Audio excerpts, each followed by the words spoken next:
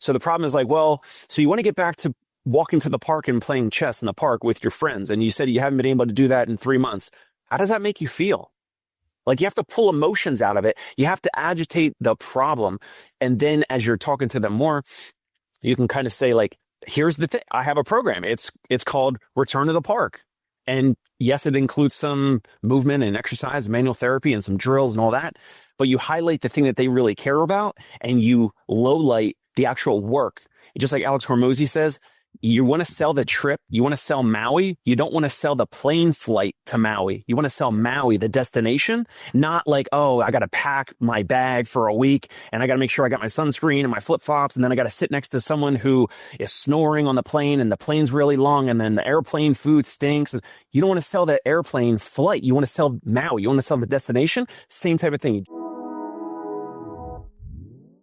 I feel like, my doctor told me to install a bar in my shower because I'm of that age, and that's what I did. That's the meme that this is from, right? You shared this.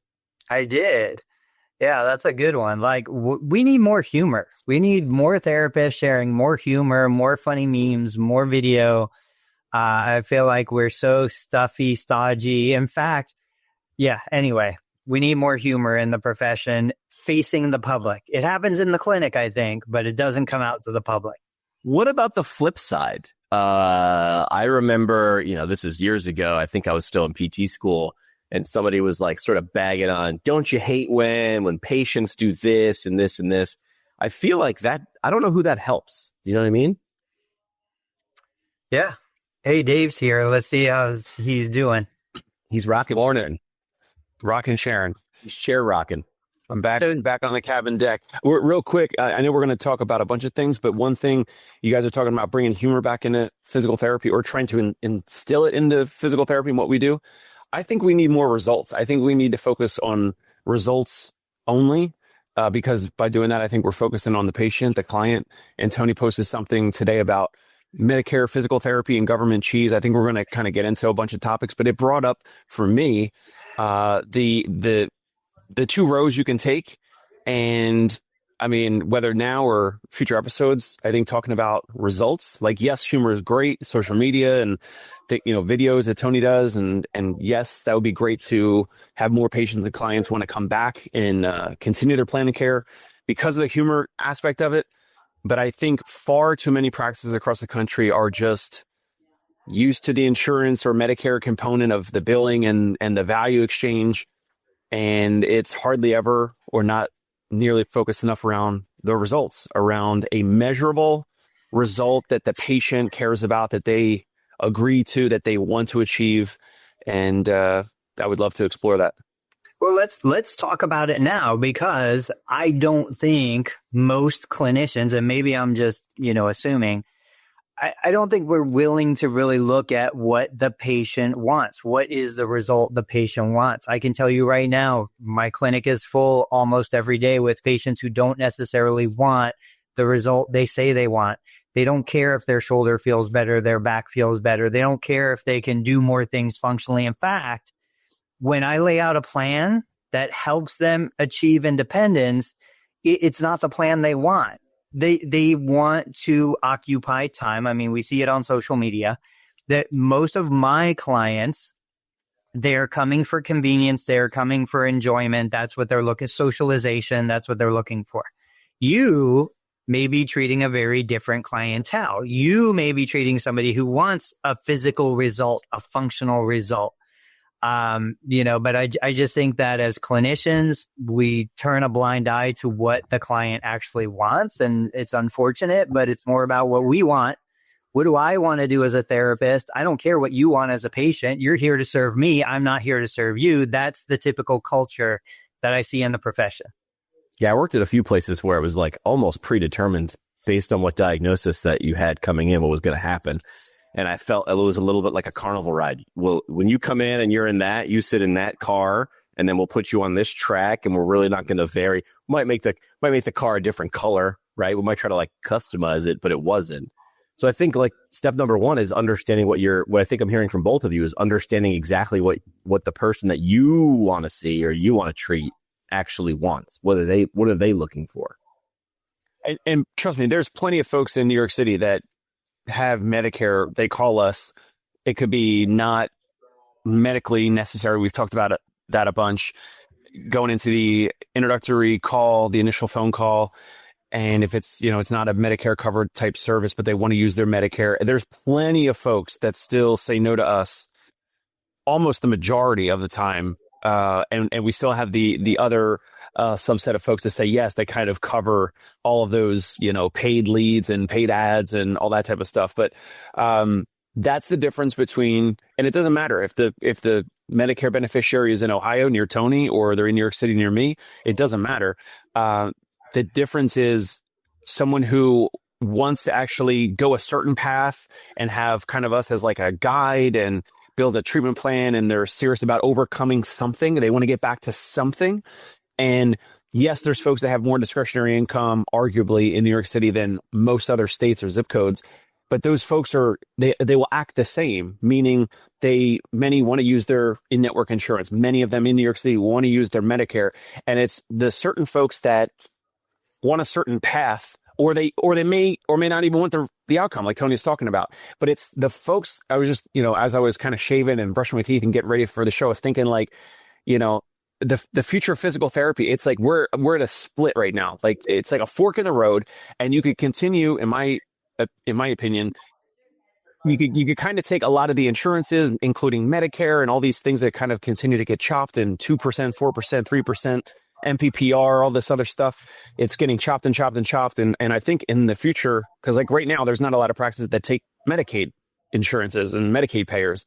And I think in the future, I don't know at what year, but I think a lot of like Medicare Part B will be like that as well. Like I think a lot of practices will either just fold because they're never going to change, or they actually focus on a measurable outcome up front that the patient or the family or the client wants. They get agreement to that, and the therapist or the therapy company lays out the plan. And then, guys, it's so much easier to charge $3,000, $5,000, payment plans. I mean, so many things can come from this, but if you're in the fork in the road, you can continue one way, and folks that don't want PT, like Tony kind of talks about, and that's fine. Like you can make a great, profitable, busy business doing that.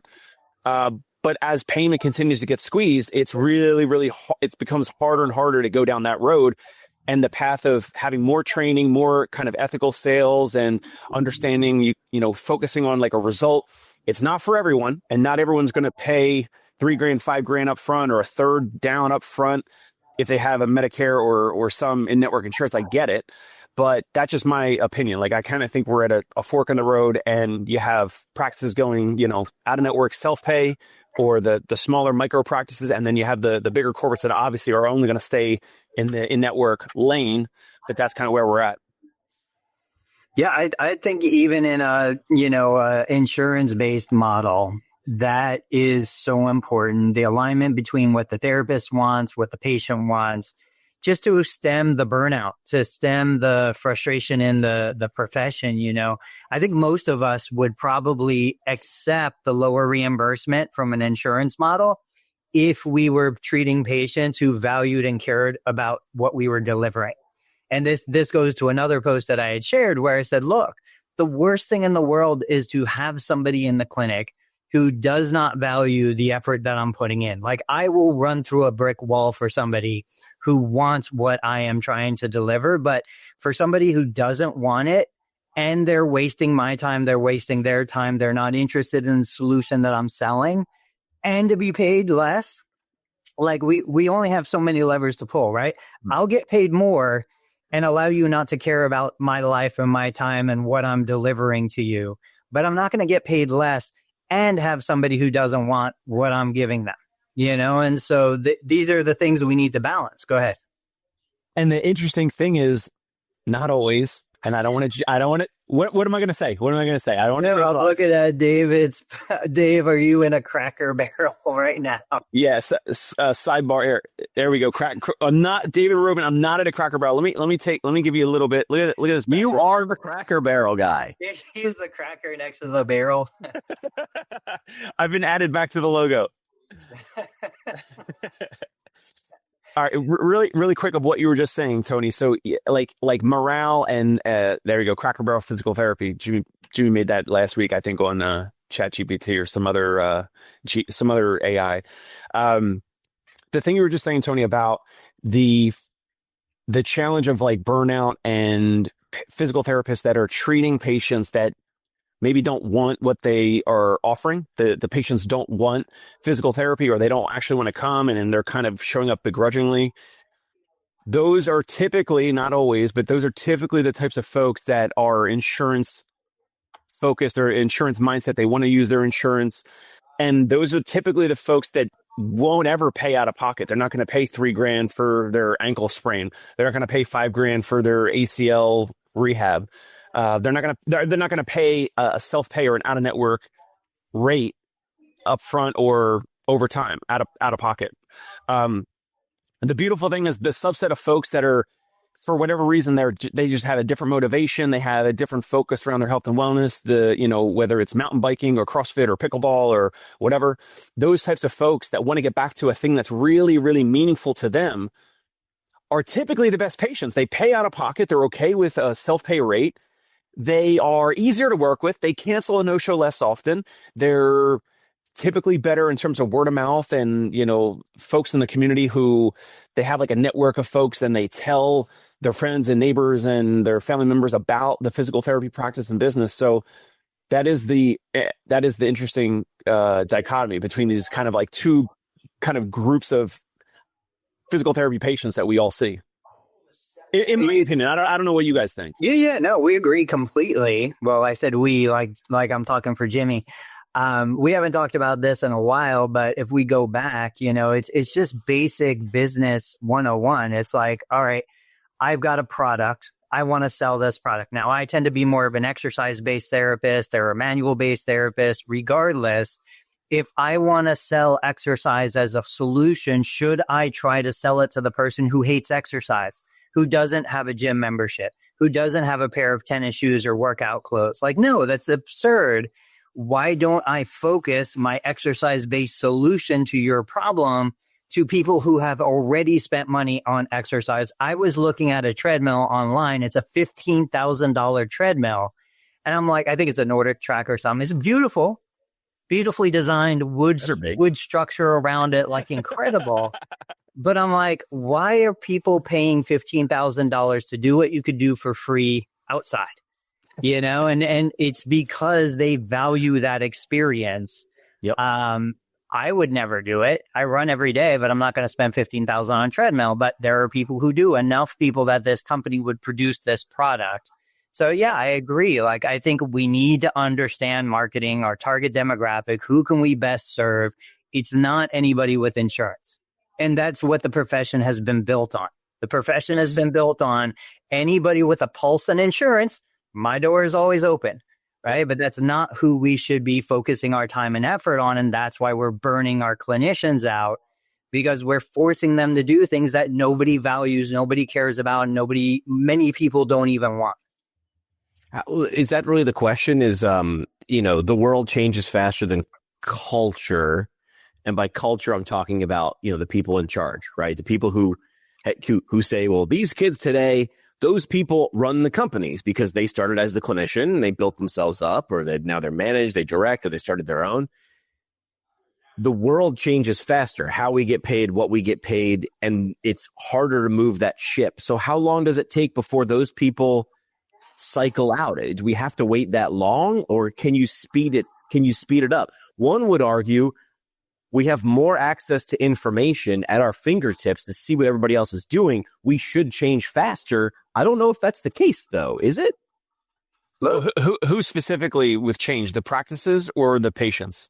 I would say the practices are the ones that we could actually change fastest, because it's fewer people and they're incentivized, right? Like, if I'm a practice that I'm going under and you say you have to change something, and the answer is go write a long Facebook, post about how this sucks and call your congressman, that person's going to be underwater. But that person could elicit change faster than changing what everybody else wants. You work for them. The clinic works for the market, not the other way around. But I feel like the system used to work. It used to work. I have a clinic, and you have a bunch of licenses. Therefore, I'm your only route and you were told to come here. It's not that case anymore. Why is it taking so long to change? That's my question, I guess, which is we have access to all this information at this. We know this. I work with research organizations and I love them. But my question is, do we need more information or do we need more action? Do we need more information or research or more implementation? The answer is action and implementation. Listen to the gurus, the really big business gurus, the ones who are honest are like, do you need another book? Do you need another course? Do you need another podcast? No. You need to do, what is the great line? Imperfect action is better than perfect plan. Or I don't know, I might have just made that one up, but you get the gist. Someone else said it better. But I'm curious, why is it taking so long? Are we a slower profession? Is this across the board humans? I'm asking big questions. I just want your thoughts. What do you got, Tony?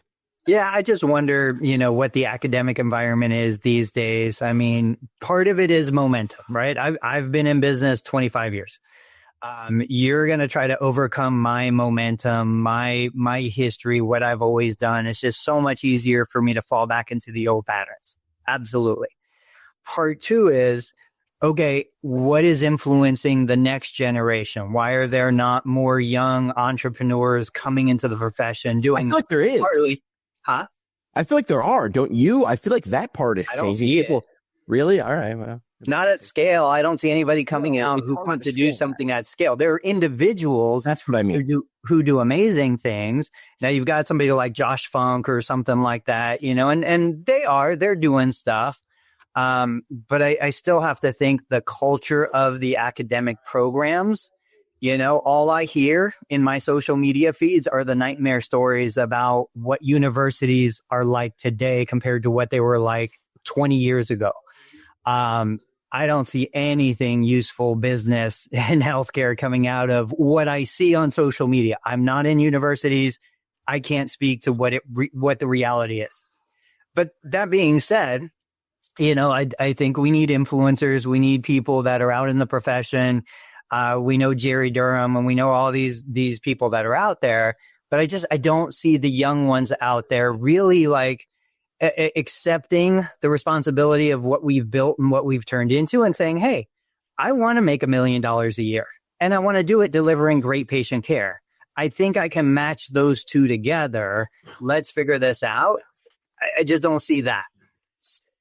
Okay. There's a whole bunch of, yes, I agree. And also, first of all, the physical therapy programs, they attract a certain type of person. And in school, we are taught to work by ourselves. We take tests. If you collaborate during a test, it's called cheating, right? So there is no collaboration during physical therapy school until you get to the later years and you're doing group projects or whatever. But it attracts the type of person. And I think most of the healthcare, I think physicians definitely the same way.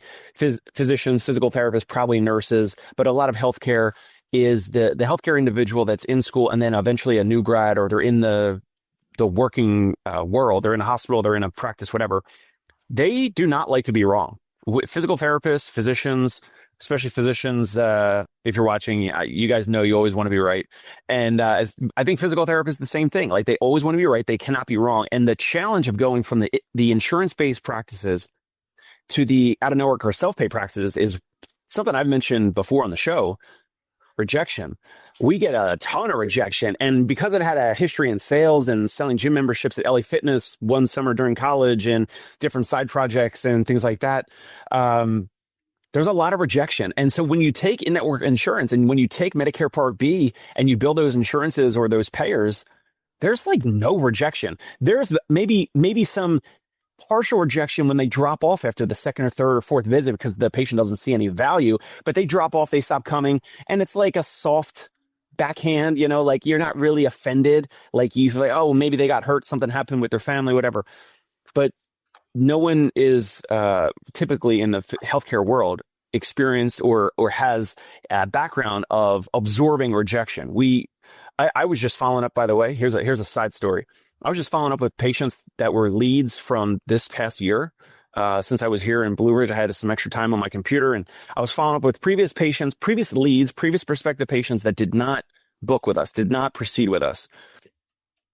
And I was sending texts and emails to some of these prospective patients and just kind of saying like, hey, we talked months ago and just checking in.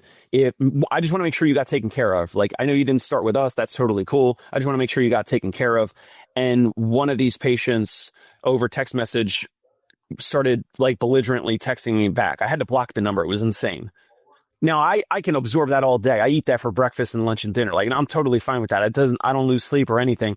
And the patient had some probably psychosocial, cognitive, neuro component to maybe, I think, a previous TBI, traumatic brain injury or something. But I'm mentioning it because no one in healthcare is okay with rejection. No one is prepared for the rejection. And that is what is needed. That's one of the things that's needed, Jimmy, when we're talking about these micro or these solo self-pay practice owners that are growing. And I agree with Tony, there's not a lot of these folks across the country doing it at scale.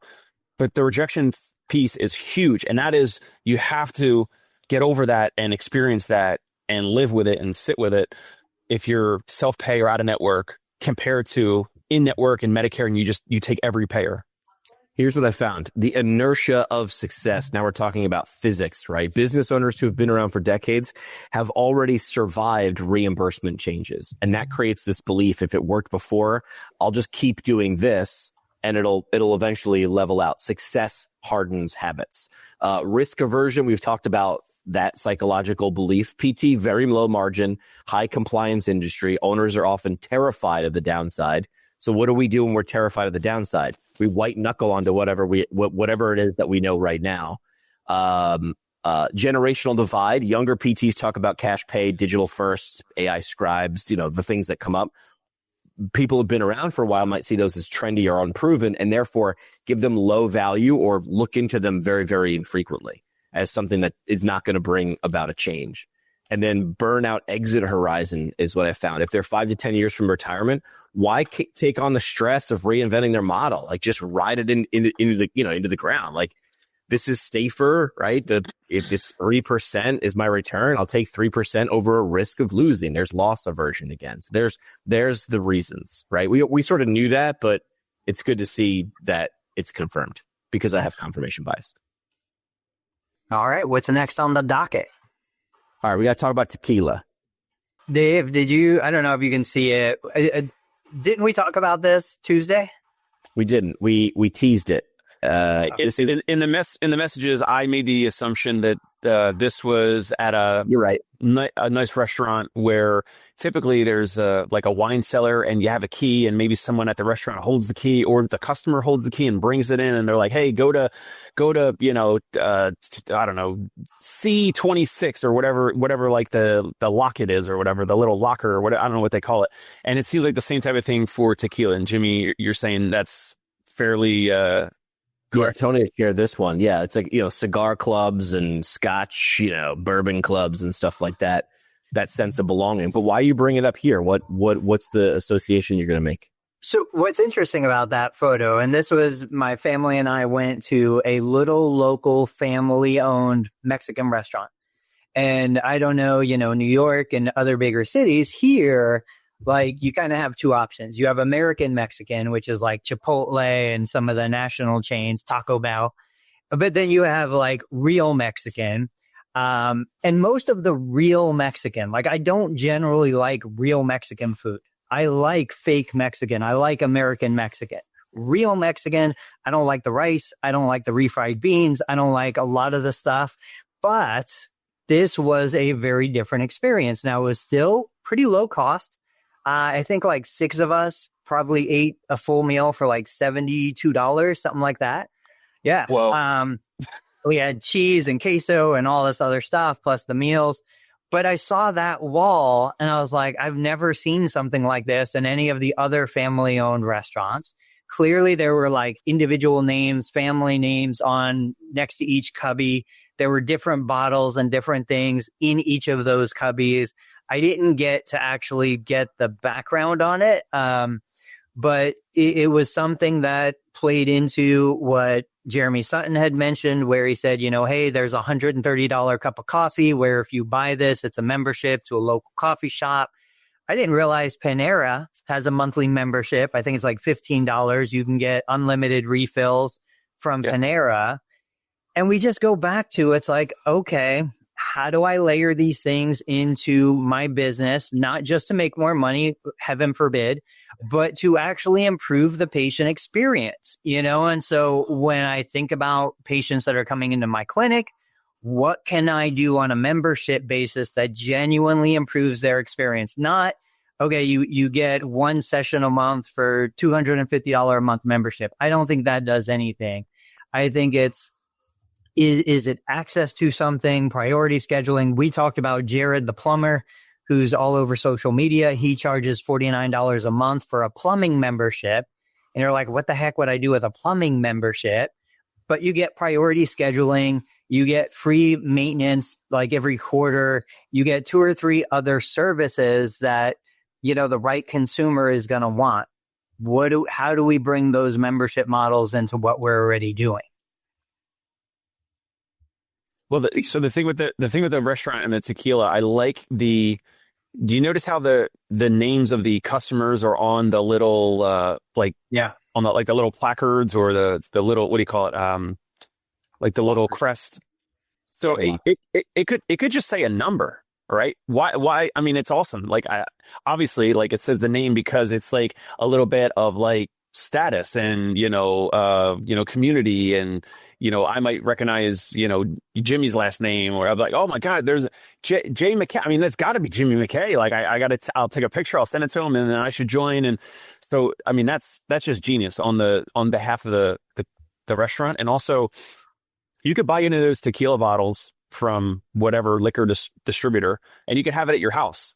Like the fact that this is still a thing is genius for any restaurant. If I had a restaurant, I would absolutely do this. I would have wine and I would have the tequila, or I would have lockers for anything, growlers that are, I don't know, whatever, anything. And so just imagine that as a funding source. I have no idea pricing, but like they're beautiful, they're elegant, they look good, they're well designed. What if they sold those for $1,000 a piece before the grand opening? They have 100 of them around the restaurant. It's $100,000 they just raised instantly before they even opened the door.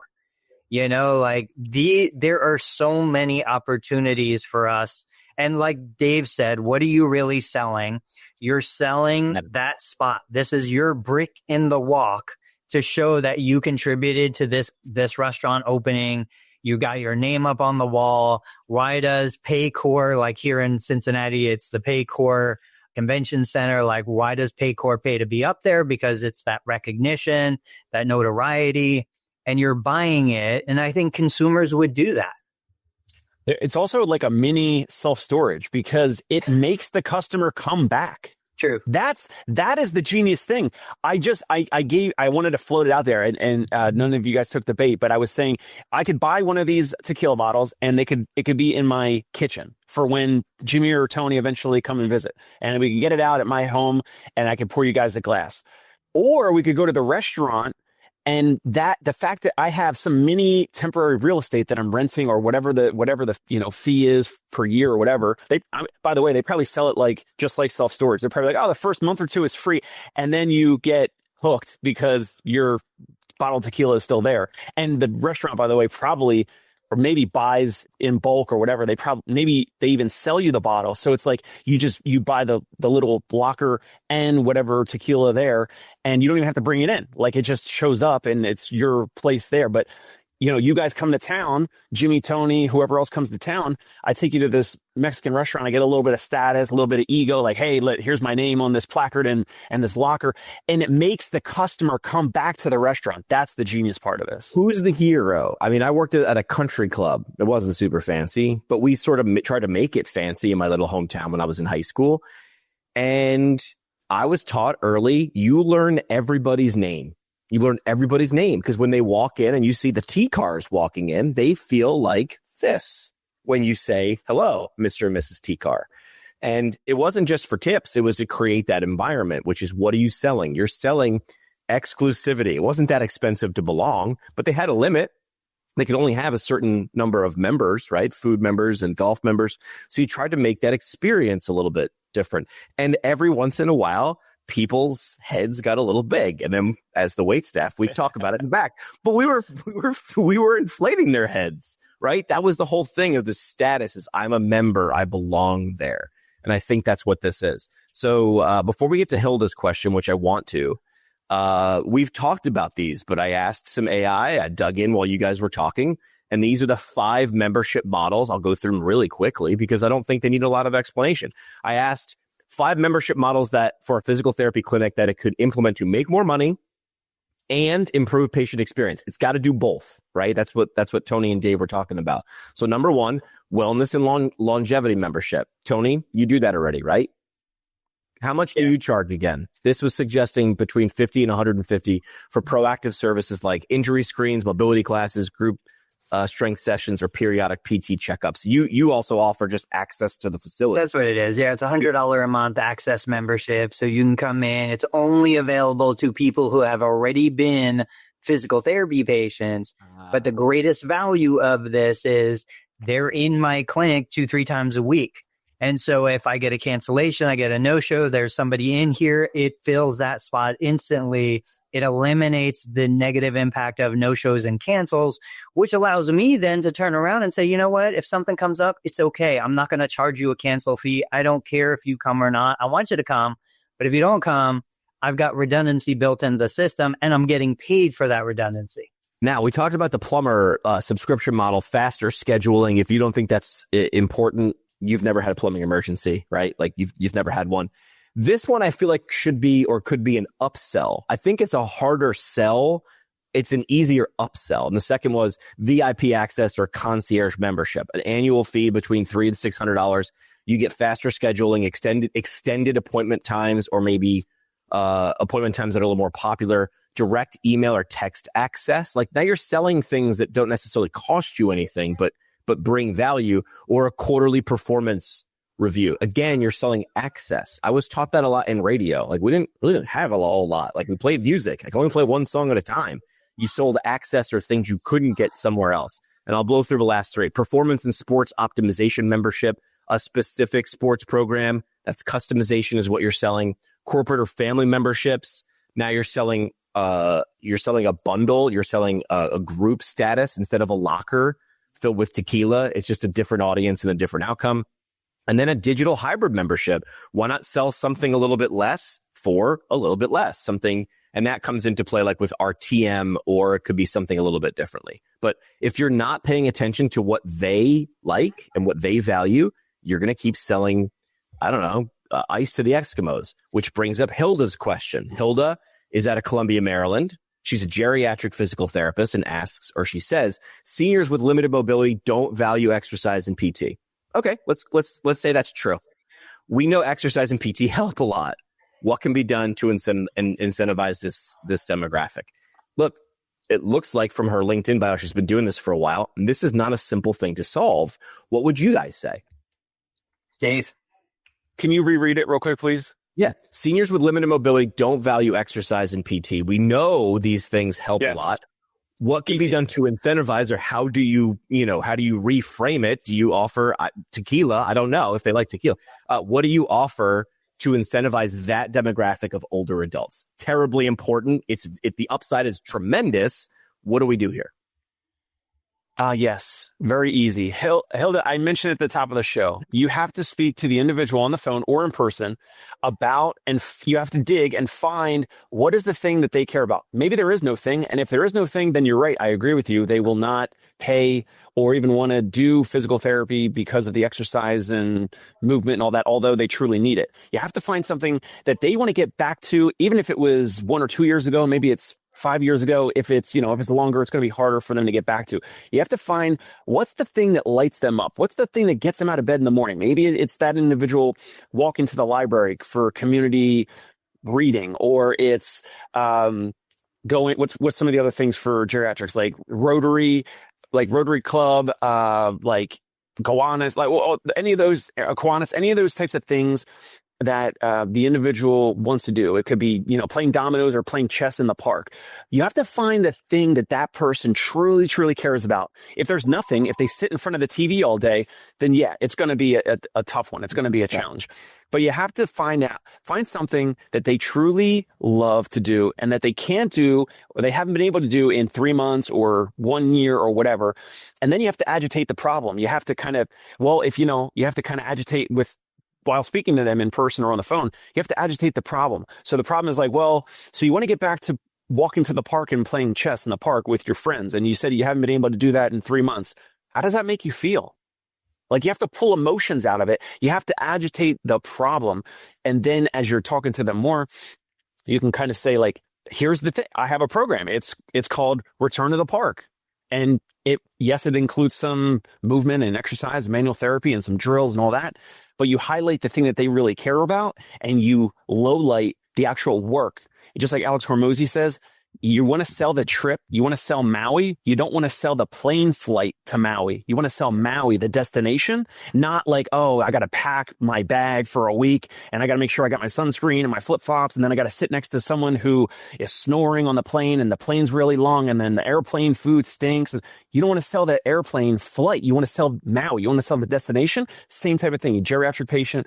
I'm selling. Here's what lights you up. It's walking back to the park to play chess with your friends. That's exactly what this program's about. It's 12 visits or it's 12 weeks and whatever. And it's 3K, it's 5K, whatever. Try that. That's exactly how physical therapists across the country are making thousands, tens of thousands, hundreds of thousands of dollars, millions of dollars in some cases by practices that are just selling a packaged result based off of what the patient actually needs. Then insurance and Medicare and all that becomes a little bit more of a secondary focus or less of a focus or less of a intent on like component of the sale. Focus on the result. Same thing.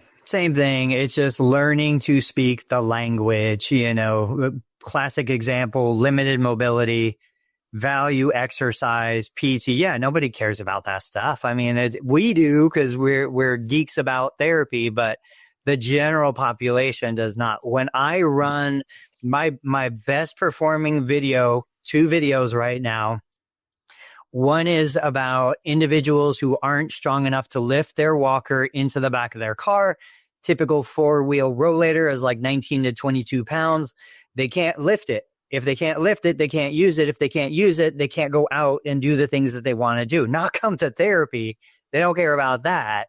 So like when I use the language, I use it in such a way to explain, look, mom or dad, they used to love going to the park or they used to love going shopping at Kroger. They can't do it because they can't lift the walker. This is a 10-pound walker. And I show a woman lifting the 10-pound walker and not being able to lift the 20-pound rollator. The other one is the lift chair. Now, I understand these are both product videos, but still, I share the story. Everybody with an aging parent has had the story where mom or dad are on the floor. Maybe they fell. Maybe they slipped off the toilet. Maybe they slid off the couch. They were trying to get up. Their legs couldn't do it. They ended up on the floor. It's a non-emergency, but they can't get up. The spouse can't get them up. They know that Jimmy or Dave or Tony, we have our own lives. They know that we have kids, we have jobs, we have things we need to do. They don't want to call us at 3 a.m. in the morning when they're stuck on the ground. So they spend the whole night on the ground. They don't want to call paramedics. They don't want to call EMS because they know that they're busy putting out fires and dealing with real emergencies. So the idea is when you find the story that resonates, I know my mom would be laying on the ground, blood gushing out of her head because she just tripped over the area rug, but she doesn't want to get rid of it. And she doesn't think she has a balance problem. I'm never going to convince her to do fall prevention because she is falling. That's not something that's going to resonate with her. So you got to find the language that they understand, that resonates with them. One more example, my mother-in-law, we have to beg her to come in, even though she's had falls, even though she's had injuries, she will not willingly come in to do exercise in the physical therapy clinic. You know what she'll come in to do? She'll come in to fold pillowcases. Huh? She loves folding. She loves laundry. She will stand at the plinth We will mess up clean pillows just to give her something that she can fold for 20 minutes. But I could not get her to do standing exercises for 20 minutes. So you bring that purpose, that function back in. That's why I'm saying the future physical therapy clinic is not going to look like what I have out there right now. Yeah. It's going to be a shooting range where geriatric men and women can come to shoot guns because they want to work on their shoulder strength. They want to work on stability. They want to work on core. You want to work on core? Shoot something with recoil and you'll feel your core engaged. Like, they're going to be fishing clinics. They're going to be, construction or gardening. Like, let's bring function back into what we do. And that's the best way to do it. And you'll never have to convince anybody to pay a copay because they'll want to pay the copay. Tony Maritato running for president of something in 2028, like with that. Let's shift gears a little bit. I saw this online because we all click things and we're targeted with ads. This was on Facebook. This is an ad for chiropractors, and I must have clicked something that I'm on this list now. And they're essentially, this company Full Script is essentially offering, they understand their audience, because what are the two words that are the only different color in the ad, which is boost revenue. So chiropractors boost revenue dispensing online. This is, man, we're seeing a lot of this, right? Especially with this Maha movement, right? Everything's about wellness, and we're taking supplements. So 20,000 plus supplements. You own the online store, no inventory. I didn't click it because I didn't know where that rabbit hole would go. Also, I didn't want more ads, but this feels a lot like, hey, listen, we have supplements. You have patients. We'll build you your own online store. You get a cut. We sell supplements. This feels pretty, the thing about people like not liking supplements is I drive around. I say, there's no way this is going to work. And then drive 42 minutes in any direction and you find a GNC, which is a store 1,000, like to the gills. I don't think I've ever seen a GNC go out of business, and highly regulated in terms of what you can say, right? So is this just GNC in your clinic? Is the concept good? Disregard whether you're liking or disliking of supplements. Like, this feels like a pretty, this is selling TheraBand and what you're doing with Joseph Lowe, right? This is enabling, because a lot of PT clinics would say, I don't know how to do it. And now it's kind of a separate thing. This is them saying, we're going to build you the website. This is when Leukemia Lymphoma Society says, we want you to fundraise for us and we'll get you in the New York City Marathon. But you're like, I don't want to touch money. And like, I'll build you the website. We'll take the credit card transactions. This is simplification of this, right? Is this good, bad, or it's neither good, neither bad? It's just smooth business. Dave, what do you think? I mean, I'm fine with it. I like it. Haven't really done it or looked into it. I do get some cold emails. I'm sure Tony gets them as well from some of these other similar companies that are, I think one is called like OK Capsule or okcapsule.com or capsule.com, something like that. So I get messages just like this from these types of companies that are pitching kind of the same thing. At first, I'm kind of like, well, I get like a little bit of bad taste in my mouth because it's like, I'm bringing my patients and clients to you guys. Like, I'm basically bringing you customers. But then, like Jimmy said, they handle everything. I don't need inventory. I don't need things shipped to me. I don't have to ship to, the patients. They take care of everything. So it's kind of like free money in a way. Like, I'm like, these companies are going to say, just like Jimmy said, Vitamin Shop, GNC, like these customers, these consumers, they're going to go out and buy some of this stuff anyway. And all of our families that I know, like all of my families and friends, and like everyone's doing like vitamin C or vitamin B12 and like multivitamins and all that. Like, and a lot of folks are buying this stuff anyway. My parents buy glucosamine, chondroitin. So I'm sure a lot of this stuff is on Full Script or any of these like supplement providers. So if you own a physical therapy practice, I think it makes sense. Like, why not? It's just extra money in terms of like cross sell, down sell. It's adjunctive or alternative components that literally supplementary. Perfect. Yeah. You could write these ads in your sleep. Are you over the age of 65? Yes. Do you have knees? Yes. Like, you see these ads all the time, right? Do they creak sometimes? Yes. Do you know that's bad? Well, that's where I draw the line, right? When you're making statements like that. But like, if you have knee pain and you're saying taking chondroitin or whatever fish oil and you feel better, that's fine. As long as you're not making claims that are outside the scope of being proven. But if you're like, hey, 4 out of 5 dentists agree. I got a buddy who's a dentist. He's like, I've never been asked about any toothpaste whatsoever, but apparently a lot of my colleagues have. Tony, what were you going to say before I bring up that graphic that you shared? Yeah, it's one of those things, what resonates with you. This is we can see this in lots of different, it could be equipment, it could be supplements, it could be whatever. I know for me and my clinic, my bias as a clinician, I tend to think most of what I see in the clinic is not injury.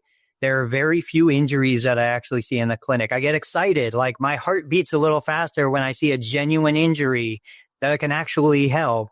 Everything that I see for the most part is lifestyle decline. I'm going to call it lifestyle decline. So it's like, yeah, okay, a little bit of vitamin D, preferably from the sun. If you're afraid of the sun, go supplement with vitamin D.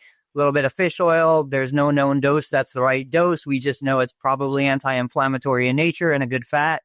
And then usually some sort of gelatin-based supplement to get the protein in if you're not eating enough protein in general. Those are my go-tos. Now, I don't think there's enough margin in that for me to make recommendations, but I think Alex Hermosi, like a big thing that he started with was supplements. And it wasn't like, hey, would you like to do this? It was, okay, you just told me you want to put on 10 pounds of muscle. This is what you're going to buy. And it's like, you automatically write it up, give them the order slip, and they're giving you the credit card. There is no like, well, do you want this? And it's not really proven. And clinically, there's no research to support it. Like, that's where we live as clinicians. So that being said, I created the graphic you're going to show. It's just, we know that, okay, even if there's no value in the product itself, right? The fact that somebody is willing to buy something, a physical product, is a commitment for themselves to say, hey, I'm taking this serious.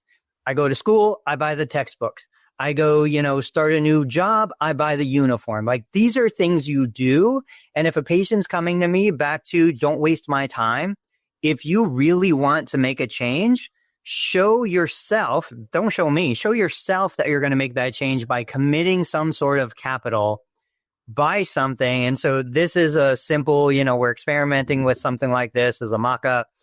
Got the products that you love. I'm not saying these are the ones I love. QR codes, you rip it off like a referral pad, you give it to the patient, let them go buy it on Amazon if you don't want to earn the profit selling products. But the whole idea here is, I think this one thing would improve patient outcomes because it improves the commitment or the buy-in on the patient side.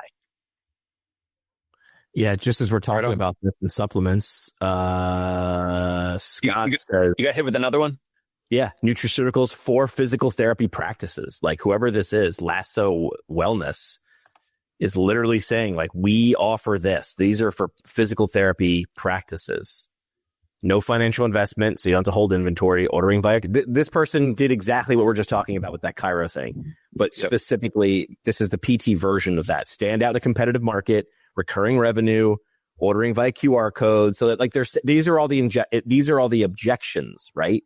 Well, I don't want to take the hit. I want to spend $3,000 to hold inventory. Nope, don't have to do that. Well, it's super complicated. Tony just showed a quick graphic. They're saying here, order via QR code. Third-party fulfillment, drop shipped, recurring revenue opportunities. Is the juice worth a squeeze of me even bringing this to my clinicians or my patients? And then why would I do that? Stand out in the competitive market. Like, the person who created this site understood. I don't know who they are, but they understood who they were at least trying to sell. Oh, it's Ron. Ron doesn't say what he is. For the record, though, Scott shared this link with us. Like, this is not an endorsement. We're not saying you guys should do that. But, just like everything else, we have our biases. Like, this, to me, makes me very uncomfortable. Sure. But what's interesting is I've looked into the food delivery services. I can't, like Blue Apron and things like that. They have affiliate programs. I would not feel uncomfortable joining one of their affiliate programs and saying, hey, look, if you're not like me, and you're not going to cook every meal, and you're not going to put time into choosing good food and preparing it and making it delicious, go consider one of these food service delivery things. And here's my affiliate link for it. So I have no problem recommending food as a income source. I would never recommend supplements as an income source. So you got to start with what you'd be like. And that's what I say. Like, if you're not uncomfortable doing this, this goes back to Hilda's statement, right? Like, seniors with limited mobility don't value exercise and PT. You're in trouble. Can you sell it as something else? No, they don't value anything. My dad likes playing golf. He can't now, and we were working with a nurse and she's like, I feel like everything should be around golf. And I said, yes, except he's so far away from golf. Like, he can't stand without a cane or a walker that's not an option. We got to back down. Backing down. Living and putting. We tried that. I bought one of those little carpet things, right? And that became a tripping hazard because because it had to be there enough for him to be like, yeah, I'll use it for 5 or 10 minutes. So like, this is what Hilda's asking is very simple for us to sit here and say. It's just not really easy. Like, he can't read, right? My dad post-stroke isn't able to read. Wasn't a big reader anyway. Didn't play cards. But even if he did, can't identify that. What does he like? Golf. So what's he do? Watches golf on TV. Is that good? No. But does it pacify him? Yes. So what is a son to do? I don't know. Hire people that are smarter than me, but I can't remove the PT element going. I understand you're saying everything needs to be about golf and firefighting, except those two things are so far away that I don't know how to make anything relatable to those things that he actually values to see him doing those things. So like, this is where then again you say, okay, we know he'll buy golf. And when I say buy, it could be with his cash or his time or his effort or his energy or whatever. We know you won't buy into like standing trunk rotation, PNF pattern, D1 and D2. So you say, okay, well, we know that the putting may be a good idea, tripping hazard. What if we had a facility that had an overhead harness that we can hook them up to?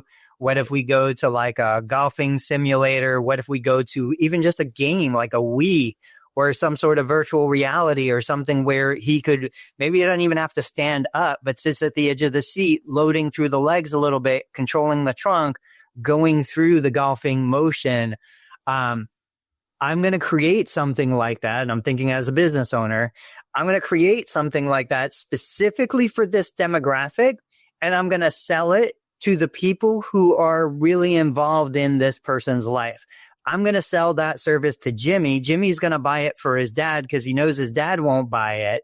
And his dad's not even looking for it. But I know Jimmy has enough that he will do it. And he knows that his dad's going to say, well, it's not therapy, it's golf. I'm going to do this. Right. So, and that goes back to the discrete pricing. If you remember before, Dave and I, we talked about like, you don't want to tell the patient how much it costs if you're selling it to the patient's adult children. Yeah, the adult child will pay $500 for an experience that the patient would never pay for. And you might even go as far as giving them a fake invoice so that they can show, look, Dad, it's only $50 or it's only $5 or look, Dad, your insurance will cover this, even though they're paying the $500 bill for it. Right. Like, these are all the things that go into creating an amazing experience that maybe the ideal consumer who receives it isn't interested in, but we know it's for their best. Sell them what they want, give them what they need, blah, blah, blah. You heard it here first. Tony says create fake invoices. Yeah. No, rather than that, I want to highlight Tony just saying something amazingly interesting, which is the overhead harness golf simulator. Like, Jimmy, if you saw an ad on Facebook for a nearby physical therapy practice or a golf training facility or whatever, overhead harness for helping older folks get back to golf. And, it's, I don't know, $3,000 or it's $100 or $2 for the first time. Now, of course, you got to get your dad there. And that's a little bit of a challenge maybe with transport. But wouldn't that sound like a perfect offering or offer for your dad in his situation right now? Say it one more time. You cut out. Wouldn't the overhead harness for safety, so no falls, sure, in front of a golf simulator at a golf training facility or physical therapy office or a gym or whatever, wouldn't that, if it's $100, $200 for the first time as like an introductory, swing or whatever, wouldn't that be perfect for your dad? I mean, there's the challenge of getting him there and transporting him, but other than that, like, he's safe in the harness. Wouldn't that be perfect for him? Completely, yeah. I looked into putting one in my garage, like one of those legit systems, because my dad, as much as he's impaired from the stroke, is going to understand if this is like bull or not bull. So I was looking to put one of those legit systems in, but I would need the harness because even if it was dope on screen, if he can't stand there and take a full swing, he ain't going to do it. And then you just bought a bunch of stuff. You just bought an exercise bike and you're hanging laundry on it. So I just shared with you, which got me thinking about this. I could see a therapist being like, oh, well, an overhead harness is going to limit their ability to flex and rotate and stuff. I was like, okay, so if we're turning this into a real business, though, let's look at the equipment that's out there. There are those robotic like leg orthoses that you can get. If I'm going to invest and I'm going to finance it and this is going to be a real business, there's a potential for something like this. Couple more months, Elon Musk is going to have devices out there most likely that like are reactive and maintain balance so that even if they do start to overlean or go somewhere, there are just so many things, but we have to get out of the world of, I can't buy a $20,000 device that helps my patient swing a golf club if I'm relying on $19.32 reimbursement from Medicare.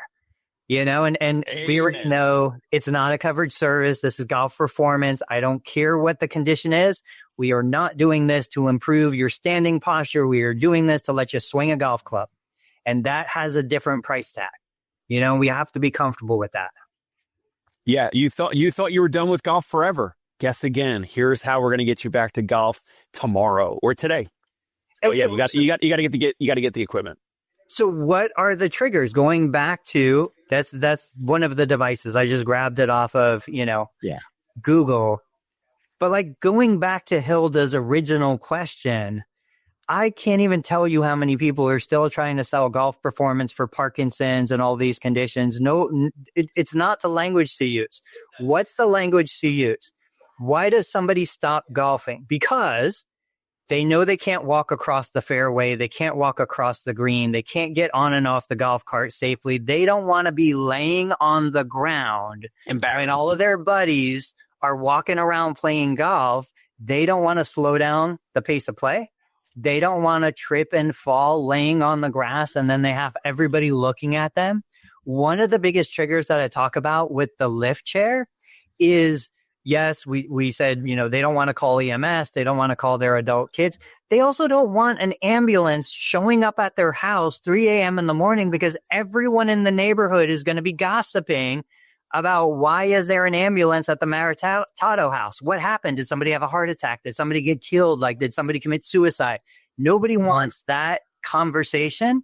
So they will intentionally lay on the floor unless they can discreetly have a tool or a device that can help them perform.